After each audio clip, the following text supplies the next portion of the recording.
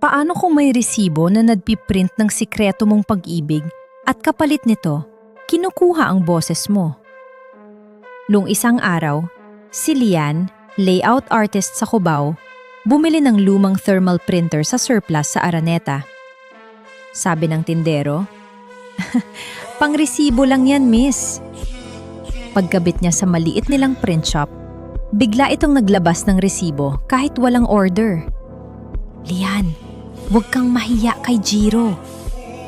Napahinto siya. Kasi si Jiro ang tahimik na guard sa katabing gusali na lagi niyang tinitingnan. Tinawagan niya si Jiro. "Uy, ikaw ba to?" "Ha? Nasa duty ako." Sagot niya. Kinagabihan, bumalik ang printer mag-isa, kumakalansing.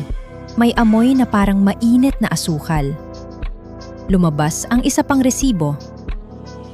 Gate 3, Lumang Terminal, 11:11 p.m. Tapos may pahabol na linya, parang sulat niya. "Sumama ka." Sinando ni Jiro si Lian bago mag-11. "Bakit sa lumang terminal?" Tanong niya, pero sumama pa rin.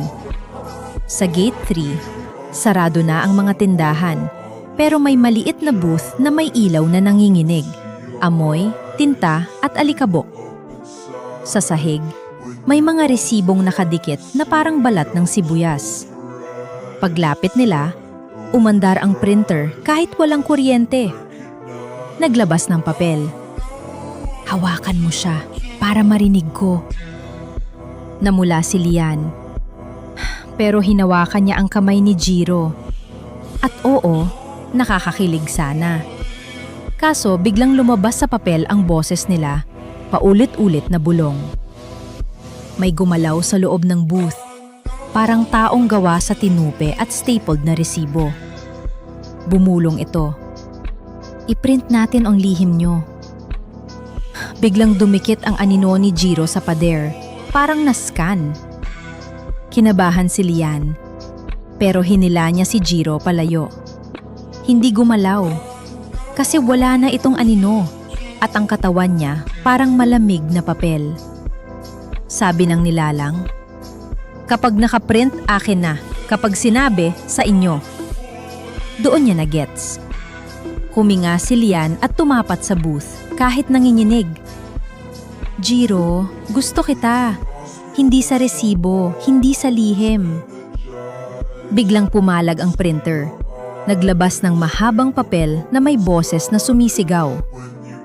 Tinapakan ni Lian ang roll at binuhusan ng alcohol mula sa bag niya. Kumalat ang tinta, nagputi ang mga letra. Dahan-dahang bumalik ang anino ni Jiro sa paa niya. Paglabas nila sa terminal, nag-text si Jiro. "Pwede ba kitang ligawan?" Ngumiti si Lian. "Oo, pero sa totoong salita."